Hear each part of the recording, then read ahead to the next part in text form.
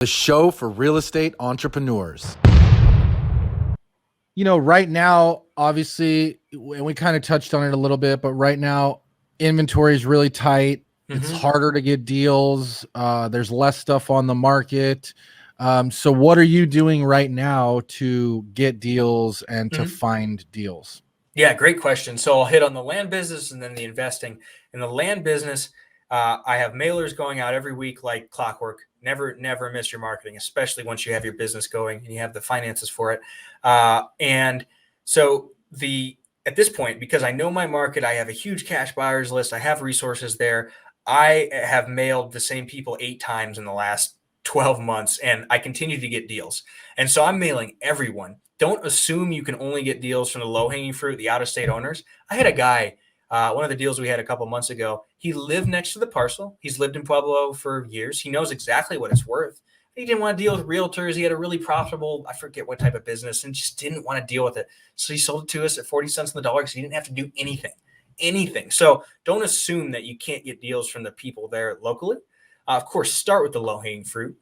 And then I added cold calling in at the end of last year. I've got a couple people cold calling, and that has been really useful. I don't think a lot of people are doing that land. I think all the land courses are teaching just mailers because I haven't done quite enough to really have an accurate quantified, it's X amount of calls per deal, but it's pretty darn low because she's not even on a dialer. She's just dialing herself, and she's getting us a deal or two every month that way. Just closed another one. And then number 3, and this tax lien lists, those are gold. Go find the tax lien list. And then the county held list is the list of lots where there are liens to be bought, but nobody bought them.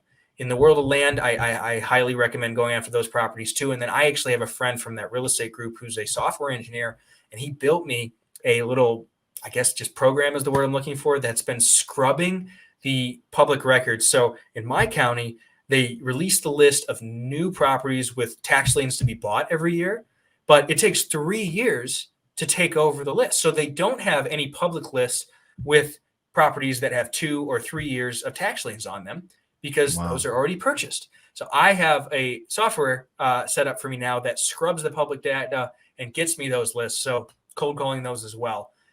So again, I wouldn't go that aggressive as far as mailing the same people 8 times in a year in a market until you know the model works there, whether it's for houses or land or whatever.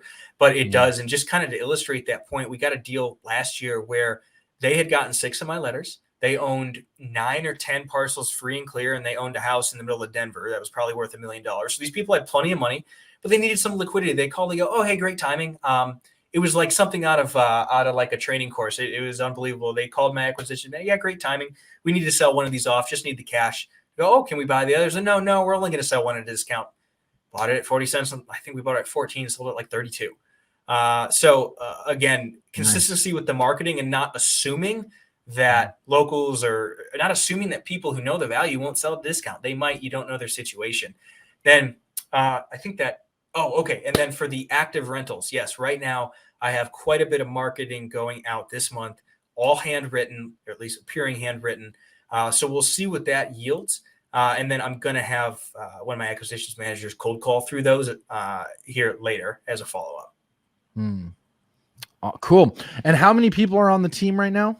So I have 2 acquisitions managers, and then I've been able to offload a lot of the responsibility to people that don't actually work for me, but like my general contractors take the projects and run with them. Realtors sell a lot of the land for me. Great title agents are a huge resource too. So yeah, I just have the 2 acquisitions managers, but the one functions as a lot more than that because she's eager to learn. I gave her a personality test, and it scares me a little bit because she's a lot like me. So I'm a little concerned about what she's going to want to do after, a year. So I'm going to try and really take care of her. But anyways, yeah, so the 2 acquisition managers, but the one handles a lot more than that. And then just different contractors and realtors and that sort of thing. To watch this full Founders Club interview, click the link in the description below. And while you're here, don't forget to hit that like button and subscribe for future videos.